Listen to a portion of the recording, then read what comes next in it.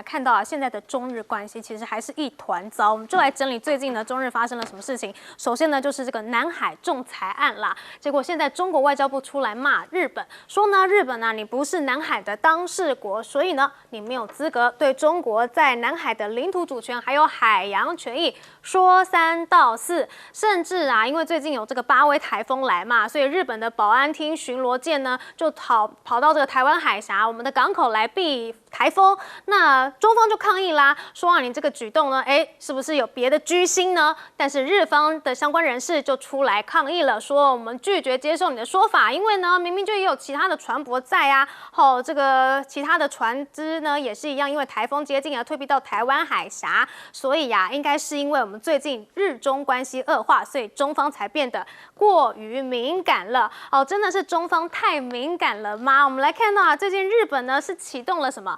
战后最大的情报改革，甚至呢，美国啊跟英国呢都来协助建立海外情搜能力这个是《纽约时报》的报道指出呢，美国跟英国的情报部门近年是持续的向日本提供制度规划、专业训练以及保密管理等经验，希望协助日本建立更完整的情报运作体系。所以这样子真的是中方太敏感了吗？好，至于呢，我们来看到了。美国就是背后的引武者希望呢大家一起站出来，在第一线抗中的这个美国，但是他们自己要去中国化，其实代价也是很大，而且现在研究报告帮你算出来了。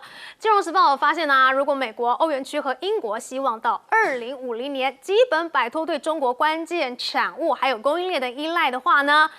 未来25年啊，需要投入23.6兆美元，平均每年新增的投资大约是9400亿，也就是说呢，美国需要额外投资13.7兆美元，所以这就是去中国化的代价。更何况，现在美国自己的财政状况也不是很好啊，尤其是川普啦，搞这个关税，结果现在得要退款。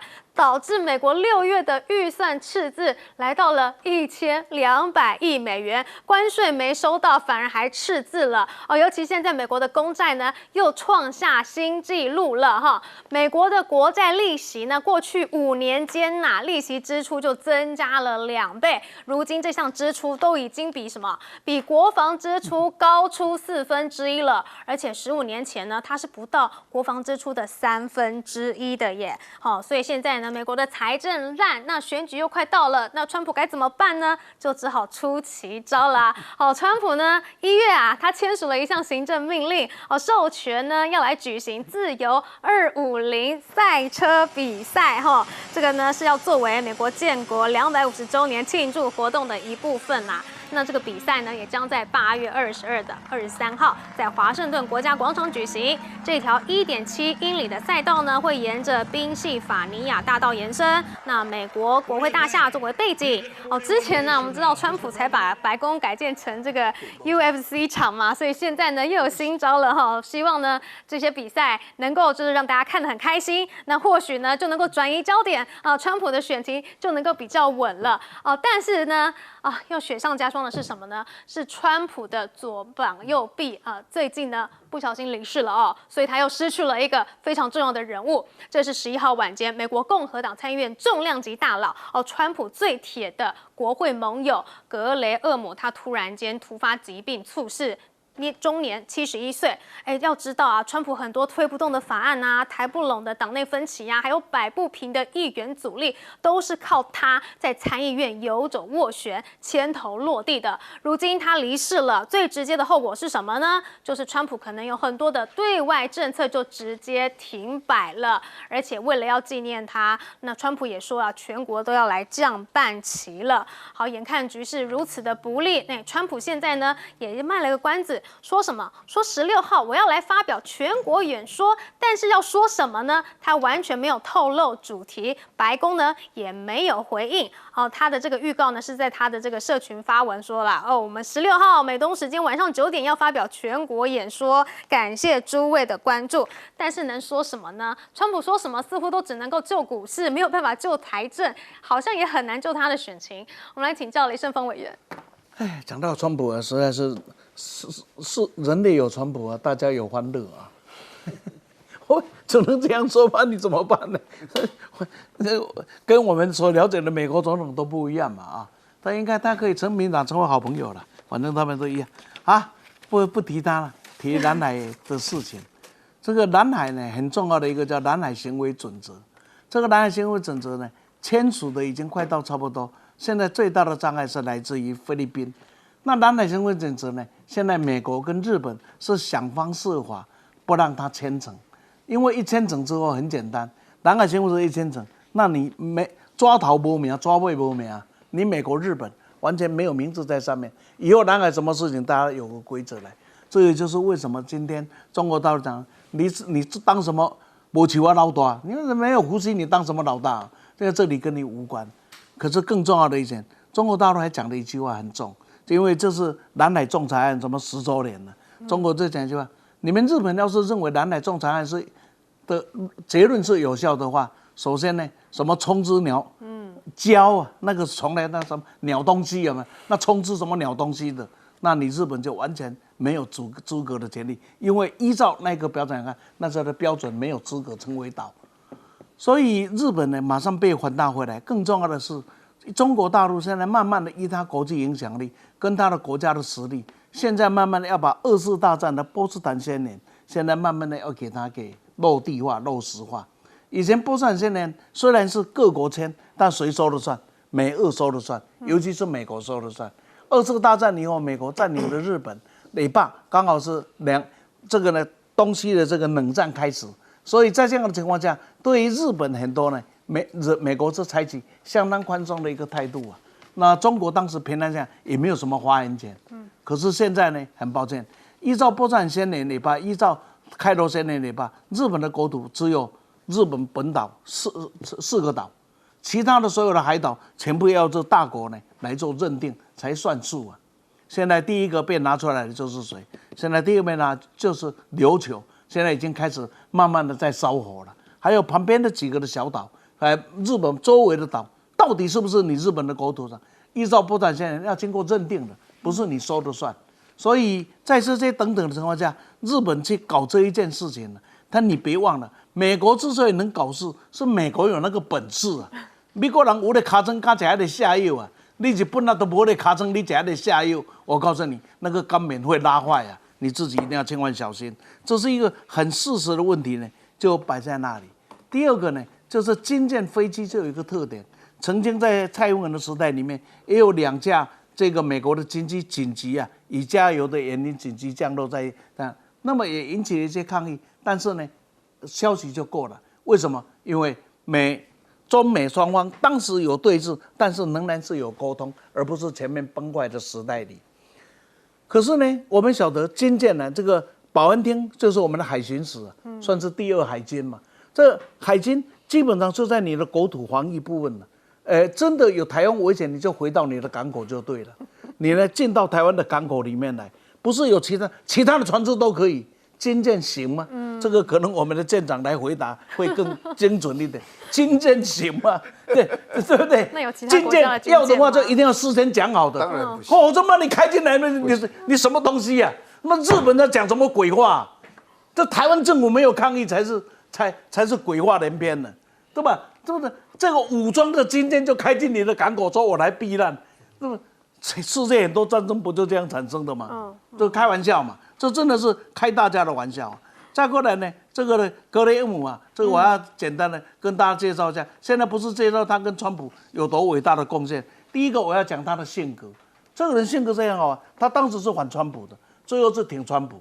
那再过来呢，这奥巴马的时代任命大法官，在最后1年怎么样？是他把他挡下来的。那你怎么可以在最后1年，这个你要离任的时候来任命大法官？只要有我在，不可能让你过。所以奥巴马就不提名。到了川普的时候，川普要提名，他怎么样子？他硬是把他给提了。人家就问他：“你不是跟你过去相反吗？”他的回答：“我佩服啊。”他怎么回答？说换做你也会依照现实这样做的。他也是讲得很直白，很直白，很诚实。他的直白在台湾也表现给你看。他什么民党政府说他台湾几10次有台没有了，正式记录就3次，但是我印象中只有1次，就是蔡英文接触他的时候，他谈完了就讲，那我们那个787的波音飞机啊，你要买啊，你不买，就是说保护费不交，我可不能替你讲话。这个人讲话很直白，真的，这跟川普啊，那倒是有一点像这个有时候想想，这个真小人比伪君子有时候想想也可爱多了啊。好，但是这个格雷姆的去世呢，会不会对川普的其中选举造成影响呢？我们来请教徐荣庭议员。我觉得这个问题其实对川普来讲影响还蛮大的。那因为在选举的过程当中，他其实一向都是在国会帮忙做沟通协调的这样的一个角色。那大家也知道，川普现在面临其中选举的这个部分，所以他的这个，其实他现在关于他的这个不幸离世，都还有蛮多的阴谋论的。因为他其实你看，他去见了泽连斯基以后，然后隔天就出了状况。对，所以其实我觉得对很多人来说，我觉得特别是对美国自己的内政上，还有外交政策上来讲，我认为这会让很多人会更担心。因为坦白讲，做过民意代表，特别是做过这么长一段时间的民意代表的人，他其实在背后做沟通协调、运筹帷幄的这样的一个部分，能够补足川普的不足。因为川普就是出了名的出乎意料嘛。所以你看，当川普现在在Truth Social讲说过几天他要发表演说，连我们都在担心啊。我刚才在跟朋友讲说，川普又要讲话了，是不是应该要先避个嫌，对不对？就是至少就是至少你的，比如说你的资产风险比例你要开始调整嘛，甚至我们还要去做一些选择权放空之类的，对，以免他又讲了些什么，然后造成大家的危险。所以你可以看到那。对我来讲，就是川普整个团队里面比较偏传统外交建制派的，又少了一个人，就他，又能够拉住他的人，又能够影响他的这样的，因为我们最常讲一件事叫做君有道则仕，君无道则隐嘛。那这时候古代其实常常在讲，就是中国古代文学都讲说圣之亲跟圣之任，也就是说，遇到了不是明君的人，你到底要去当官还是不当官？那不当官的人就觉得说道不同不相为谋，当官的人就觉得说我要是不在他身边，灾难会更大。对，那我觉得格雷姆就比较倾向这样的一段。所以你看，现在整个国际局势这么紧张的过程当中，我真的觉得川普是一个走很直接路线的人。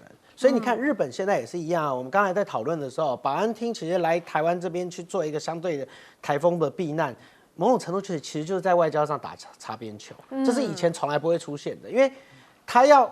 台风来，他还有时间回去嘛？对，那他是选择南下，他其实就是借着台风去做一个无害通过。那在这样的一个状况里面，我觉得你可以看到日本有蛮大的一个政策改变的。所以当大家看到高市早苗说要重新检讨这些情报的这些策略的时候，其实日本最近还做了一个更大的改革，就他改变了一个，他希望他要拟一个间谍法。日本是没有间谍法的，那日本因为没有间谍法，所以最近。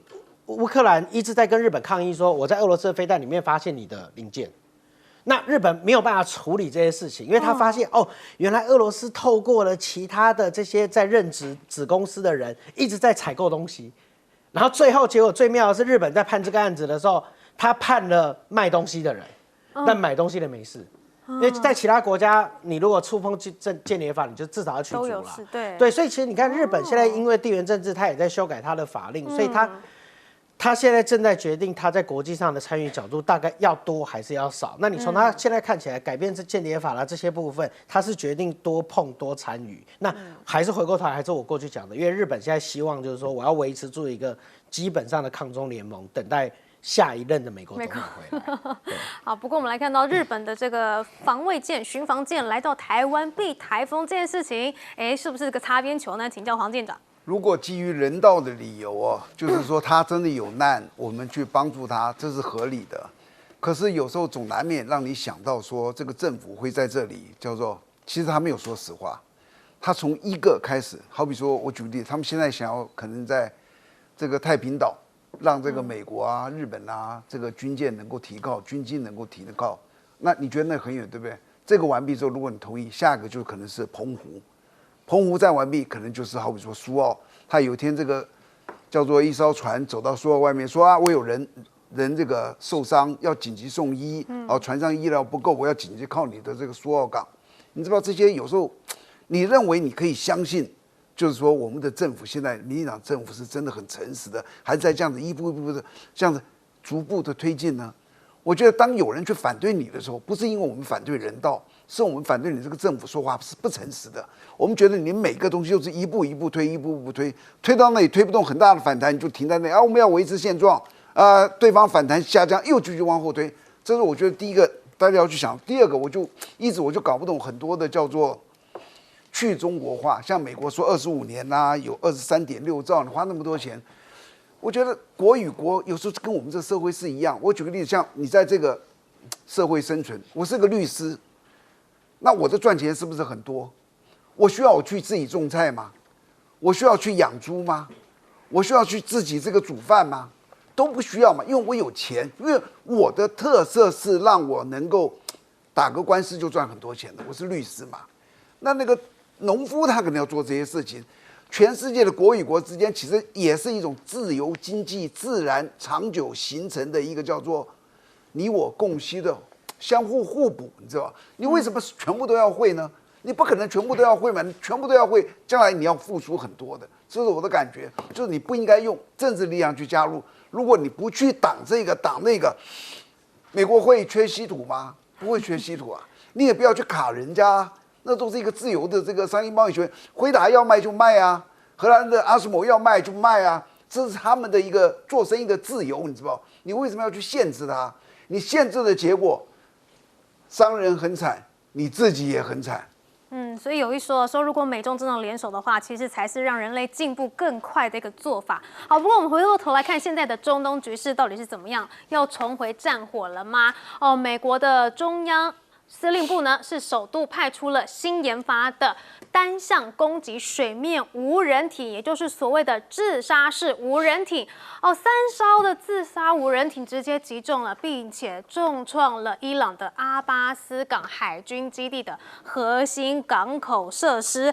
所以现在看起来呢，战火是真的又重新回来了。当然，伊朗呢，也不是这样子随便就让你打，他们也展开了报复。他们就声称我们的伊朗军队呢，在数小时前呢，也出动了自杀式的无人机，并且呢，对驻科威特的美军通信系统、还有燃料储存设施以及爱国者防空系统、控制塔，还有弹药库来实施打击。所以呢，大家都是互相的在攻击对方。好，那现在川普呢也正式的去告知国会了说呢会在7月7号呢，已经在7月7号恢复了对伊朗的军事行动。而近日美国对伊朗呢也展开了连续第3晚的联合轰炸。川普就说啦，说我下令采取这项军事行动，符合我保护美国人民以及维护美国国家安全以及外交政策利益的责任。好，但是对于这场战争其实美国的民众呢都不太看好的，而且他们认为会一直持续下去。来看到呢，有民调就显示啦，有79% 的受访者认为美伊军事行动呢将会持续很长一段时间。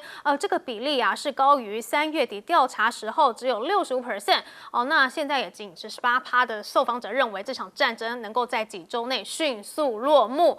所以现在看起来打来打去，甚至是长久化呢，大家都是这么看的。但是会真的影响全球的是什么？还是那一条荷姆兹海峡而且呢，现在联合国阿拉伯联合大公国也表示呢，说有2艘阿联的油轮就在荷姆兹海峡遭到了伊朗的巡弋飞弹击中，而且造成了1名印度籍船员死亡，8人受伤，油轮也起火了，并且呢，船体受损了。好，所以荷姆兹海峡呢又危险了。但是更无耻的是什么？是川普，他竟然说他们是守护天使。川普说呢，基于美方承担了维护该水域的和平，因此呢，他要收取20% 的费用。我们会成为这道海峡的守护者，或许呢可以称为守护天使所以我们守护你，你应该要给我们一点钱这个20%其实真的就是美国的小费文化嘛。但是20%等于多少钱呢？我们就来帮你算一下如果说呢，以一个载满原油的油轮、超级油轮来估算呢每艘呢必须支付3000万美元一艘船就要支付台币9亿元呢。伊朗过去临时性征收的过境费每趟航程最高也才200万美元而已，你一口气就要收3000万美元，所以呢，真的是说川普其实你原本可以用抢的啦，他硬是给你想了一个理由，说是服务费啦哈。那就连伊朗的外长也酸说这也太贵了吧。伊朗的外长就说，我们伊朗呢一直都是荷姆兹海峡的守护者，而且永远都是，还说这20% 太高了，我们的收费比较合理啦哈，所以呢把钱交给我们吧。最后是怎么样？最后应该是两边都要缴哈，所以呢这样子的情况之下，国际油价又飙涨了，因为一个船就要被扒2次皮啊哈。那现在看到呢，不仅仅是在伊朗，不仅仅是在荷姆兹海峡，就连沙烏地阿拉伯啊，跟这个也门胡塞组织的战火也又开始了吗？这个呢是沙烏地阿拉伯，它空袭了也门的首都纳萨机场，拦截了伊朗客机。那么胡塞武装组织呢也报复他啊，所以就去扣押谁？去扣押了红十字国际委员会的飞机以及机长所以现在看起来啊，不仅仅是这个战火在伊朗重新开始了，在也门呢也是一样，也非常的危险。可以说现在的中东啊，真的是重回混沌了吗？好，我们先来请教李胜峰委员。这样的历史不会重演，但是有时候都很类似啊。首先呢，我们来看看呢，就是在当时南北越要签署和平协议以前，在季辛吉的斡旋下签署以前，美国呢还是发动了一次这一个大的攻击，叫做圣诞节攻势那个的攻势的目的是希望能够打赢一场仗，然后在这个协议签署的时候可以取得更多有利的条件，逼使对方让步，结果失败了。韩战要结束的前夕也是一样。美国也是希望能够在战场上能够取得有利的地位那么来进行有利的这个谈判，所以就发生了有名的上纲领战役结果美国也没有得到好处，最后还是乖乖的签名的那个总司令还在签名的那个美军司令还讲过，这是我作为美国军人最大的羞耻，是唯一没有在胜利的情况下签署的停战协定那现在呢？整个的伊朗战争里面会不会也是一样？就是说备忘录要在90天对吧？就要签署完毕的情况下呢，那么必须要怎么办？所以希望都能取得一些有利的条件。那我希望不应该是这个样子。这个里面呢，应该是打闹吵一下，但不会形成为不可收拾的全面大战。这一点应该是可以因为美国有美国的压力。美国的最大压力来自于没有人相信美国在这一场战争美国打赢了，这是第一个。第二个，没有人认为这一次的备忘录是美国有利的，因为这次不知道大家怎么看，怎么对伊朗有没有好像打个寂寞一样这不就是开战前的状况而已嘛？但是呢，这对川普来讲就是要下台必须要做的行为，所以我的看法里，他是非停不可。因为9月份有即将要进行的川习会，而全世界现在都已经公认了，那就是第一次这个美伊能够有这么一个 MOU 的签署，中国是扮演蛮重要的角色。总不能两个人要见面了，再给习近平一个脸看吧？这个大概对美国来讲，他不希望看到的。第二个呢，期中选举的压力总不能在期中选举的时候，他的这个仗还没有结束，那你说这个时候再搞3个赛车也没有用了，对不对？再搞几个格斗场也没有用了，这个很现实的事情是摆在这里。这也就是我判断说，吵吵闹闹打是会的，但是变成全面的开战应该是不会。可是依照目前美国的情况，去打这一些东西，对美国真的有利吗？至少我现在我的研判看起来，对美国的有利部分呢，我实在看不太出来。至于荷姆斯海峡这个收位跟这个攻击油轮的问题呢，我简单跟各位讲一下，在有限宽度的荷姆斯海峡，应该可以把它分3个角度来看。第一个呢，就是伊朗控制的这一边；另外一个呢，就是阿曼控制的也就是说美国现在能够控制的这边；另外就是中间的这一段，中间的这一段呢，大概布满了水泥所以中间是没办法走。因此，对于所有的船只来讲，过去就习惯于走伊朗的这一边的水道是比较方便。但是呢，有某些美国希望能够获得美国保护的呢，就走了这个这一个阿曼的这个隧道。这一个水道一走，假如走成功那它封锁就变成假的了嘛。所以所有走阿曼这一条路的呢，这个谁就攻击了，这伊朗就攻击了。那伊朗一攻击，美国要展现我是老大嘛，所以也就反击了。但是一攻击一反击，对于所有的邮轮商来讲起来，那么你们怎么打？受害的还是我啊，对不对？所以一边就开始开价了，说走我这边比较便宜，200万美金就好了。美国说我保护你3000万美元，这个国际政治有一天会沦为这样的气坛了，我们也是觉得很不可思议啊。真的。但是它就在我们的眼前发生了。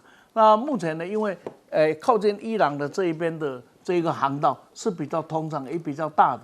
那么伊朗的保障看起来是比较安全的，这就是很残酷的一个现实，就摆在这里，给各位看。哎，国际政治有时候搞到这样子，评论起来真不晓得，又严肃又好笑。不仅仅是这个感觉，好像伊朗的保护、伊朗的承诺比较靠谱，而且也比较便宜啦。怎么搞得跟在菜市场喊价一样？好，我们休息一下，广告之后马上回来。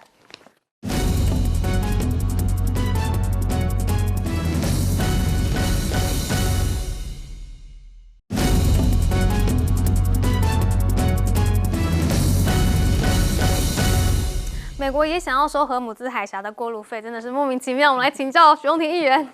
其实我倒不觉得是莫名其妙，因为如果我们用反向来思考一件事情，就是川普现在其实最大的问题是，你看开战的时候，我们一直有在强调，就是说他没有经过国会的授权，他动用的是战争紧急权利。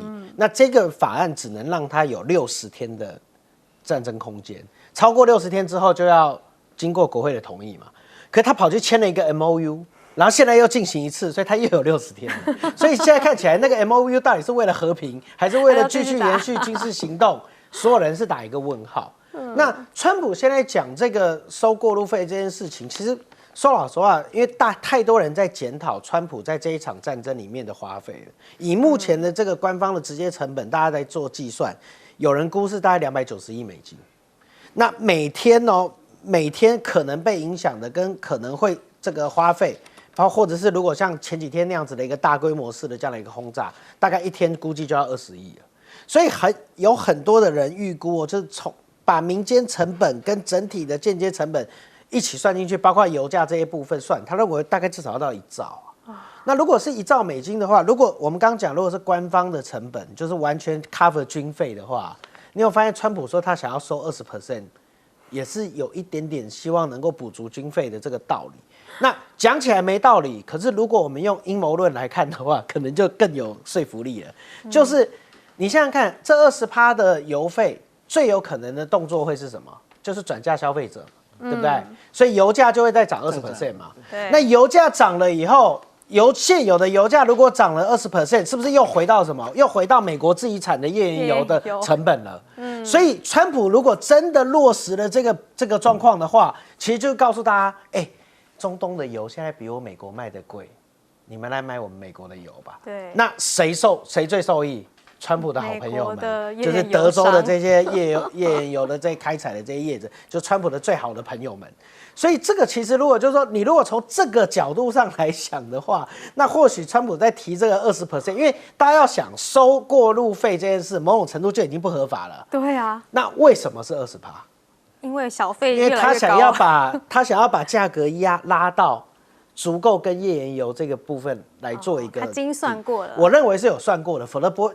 除非他真的是随便喊，就像你讲说当做小费来给50、15，对，所以如果我们用20%有可能造成的影响来看，我唯一看到就是，他跟页岩油的成本差不多了，是不是他想要图利他的好朋友们？但我还是要强调一件事，这些在国际法上都是说不通的，对，因为美国在这个地方是完全没有理由收费的啦，所以这个川普的这个所作所为，大家还是要谨慎一点来看待，很危险。好，我们休息一下。这个好。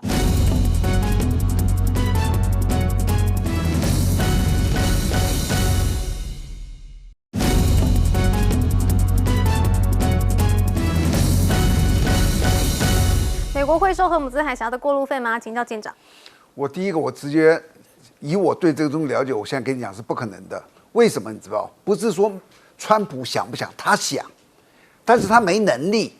美国都没能力，美国当然没有能力。你们看到荷姆斯海峡那个3面环向伊朗3面陆地把它包在这里，这是第一个。第二个，它的宽度大概25公里、30公里、35公里，大概这么一点点，所有武器都够得到。它底下伊朗哦，还有潜舰，还有重巡鱼雷。我这样子说一个，今天你是商船船长，伊朗说让你通过，你敢不敢通过？我跟你讲，你敢通过哦。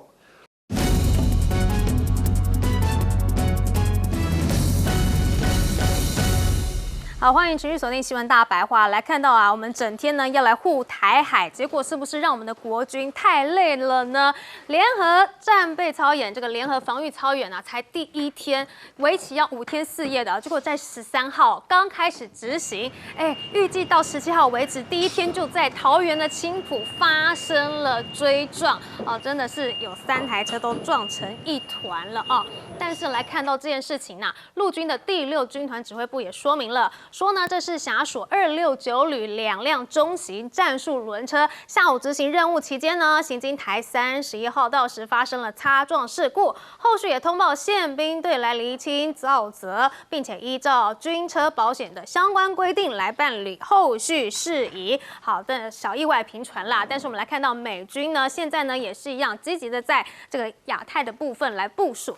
尤其呢，这个美国的陆战队第3侦察营哦，近日呢也在冲绳的那霸军港首度操作了新型的多任务侦察艇。他们演练了哪些呢？演练了岛屿机动啊、近岸侦察，还有长距离的海上部署。美军文的网站也说了，说这项训练呢，就是要提升美军小部队在第1岛链，包括临近台湾海域的情搜以及侦察能力，甚至现在的美国议会还研拟要推动在2027的财政年度国防授权法案中呢，要来为陆战队测试通过原子系统公司开发的靶心巡弋飞弹来提供资金哦。这个靶心巡弋飞弹呢，就是用来怎么样？要来反制解放军在潜在冲突中可能构成的海上威胁。因为这枚飞弹它的打击范围是可以达到300公里外的陆上还有海上目标的武器哦。这个该型飞弹呢，强调多元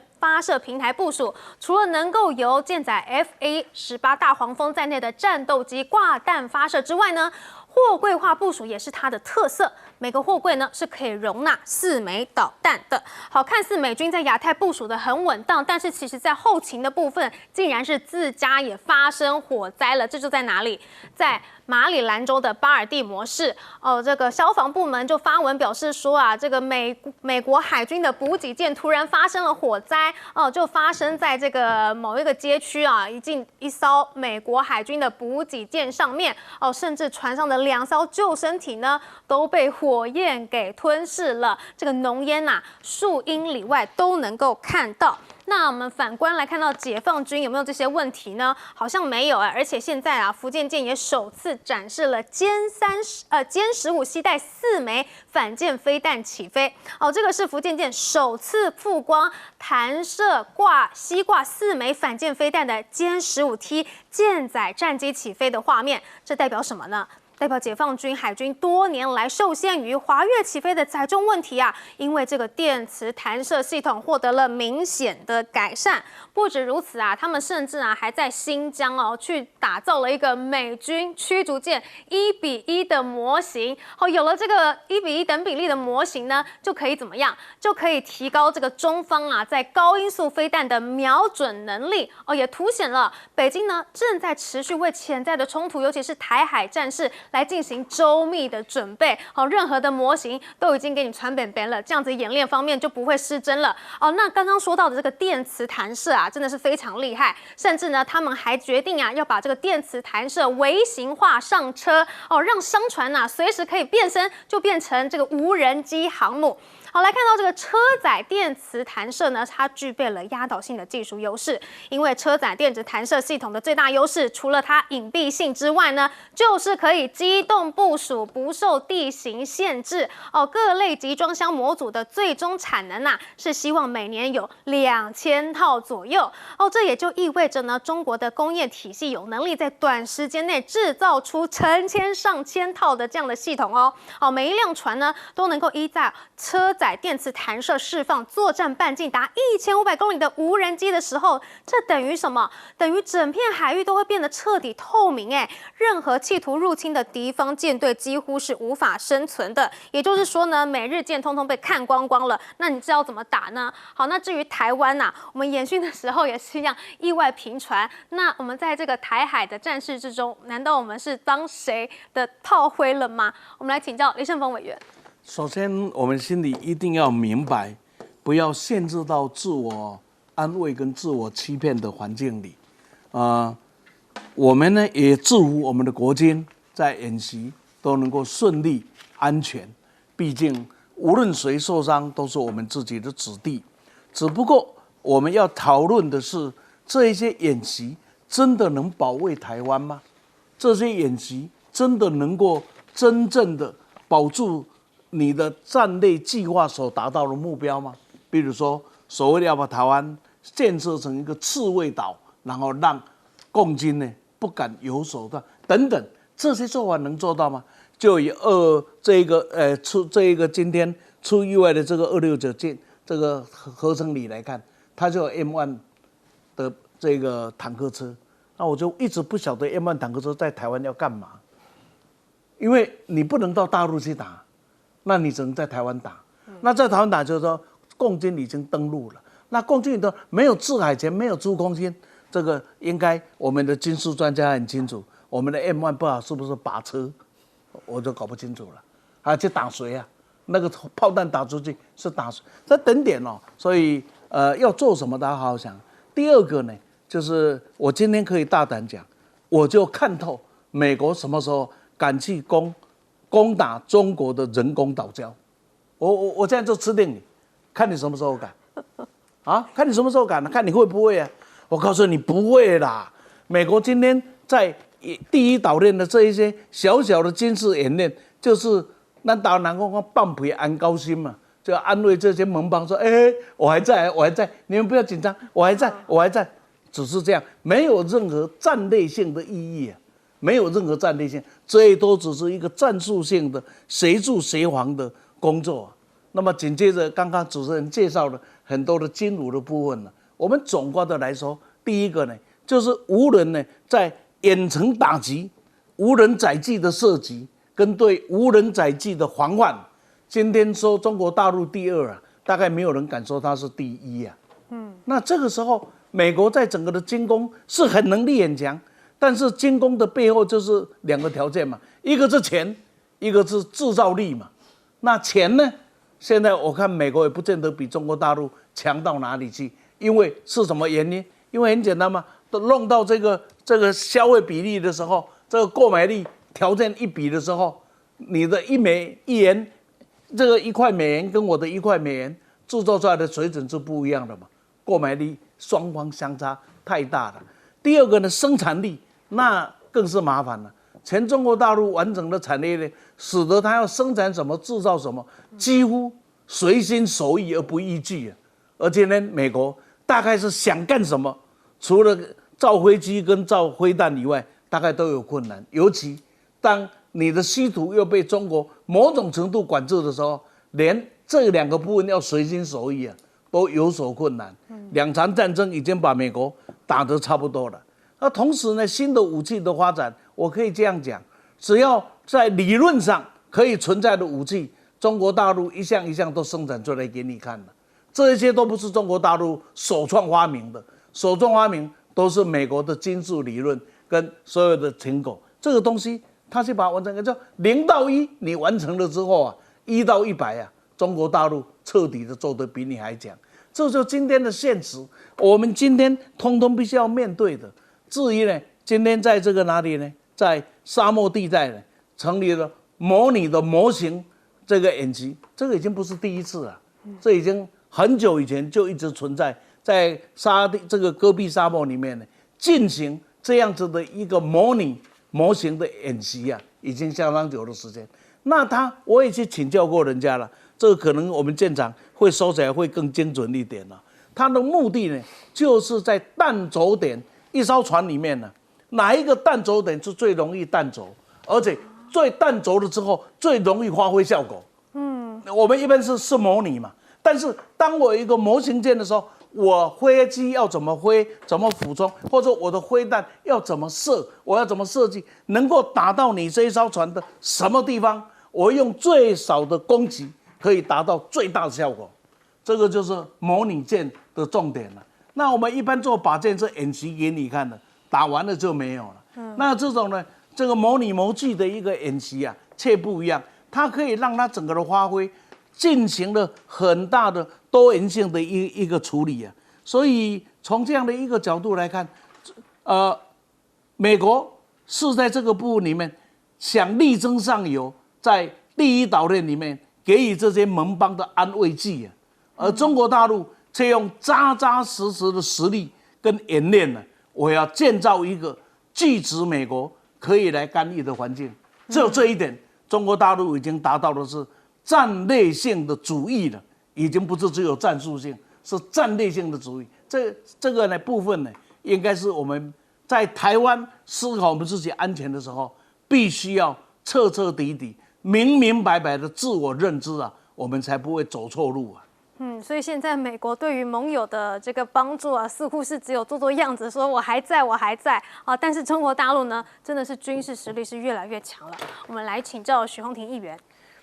我觉得现在的这些文攻武吓哦，不管是从新疆沙漠里面出现的这些美军的驱逐舰模型啦，跟互相彼此之间在强调飞弹能力，你可以看到，就是在现存的现在这个时代的战场上，那中共跟美国现在各自在演练彼此之间的反介入跟区域拒止。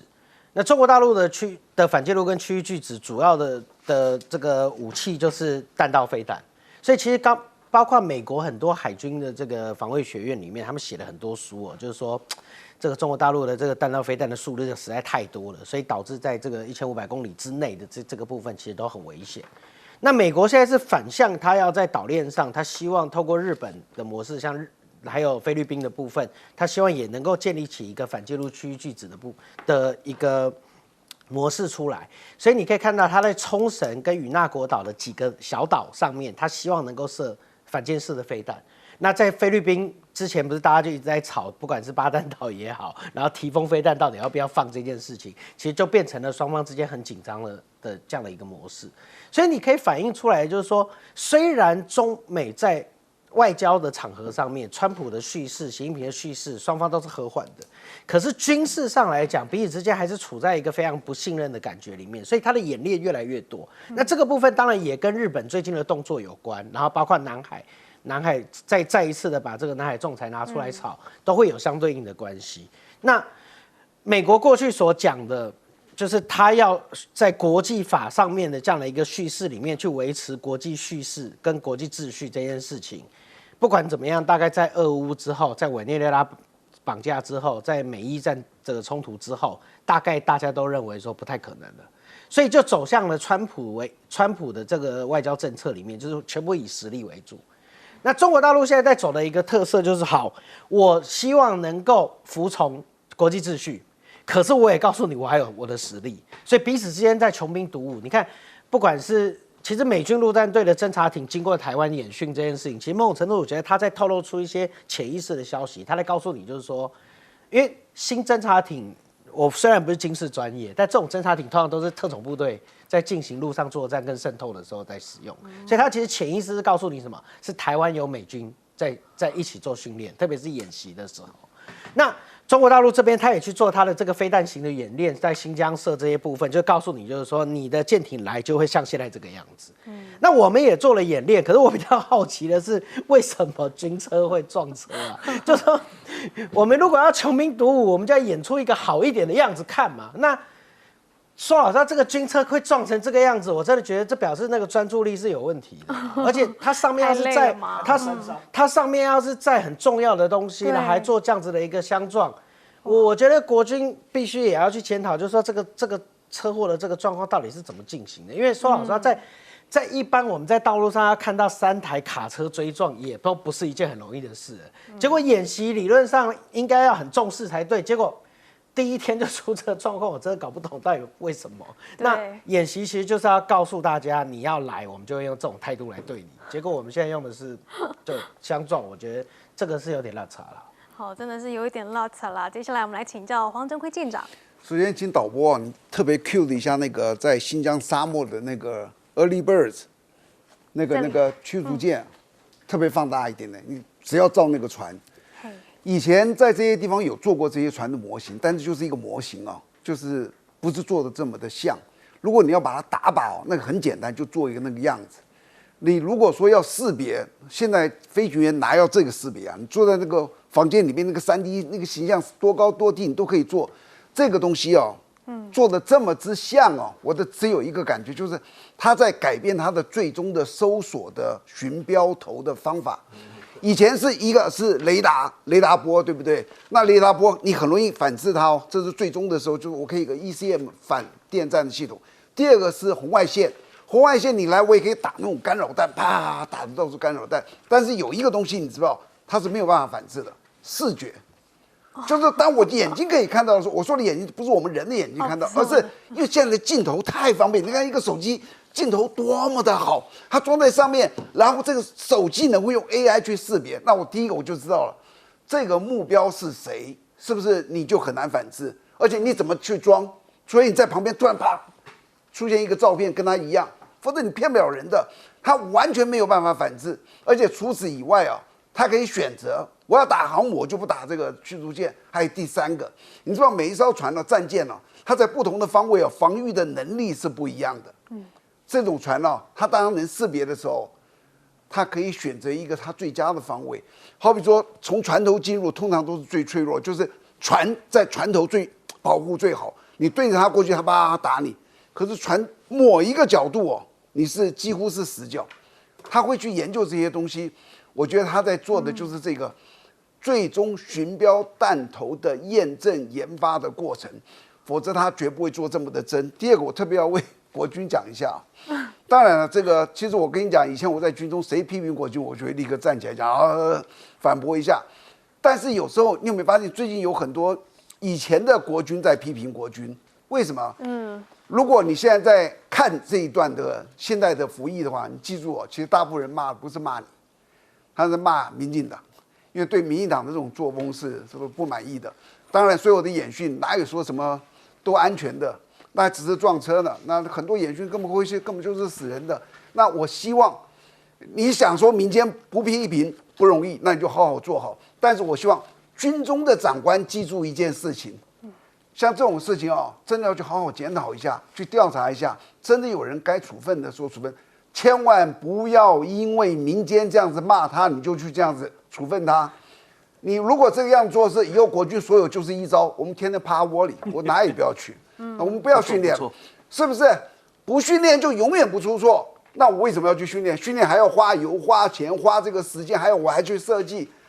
军中的长官千万不能够因为这个东西你去重处分你的这个部属，希望能够反而要多多照顾他们，多关心他们。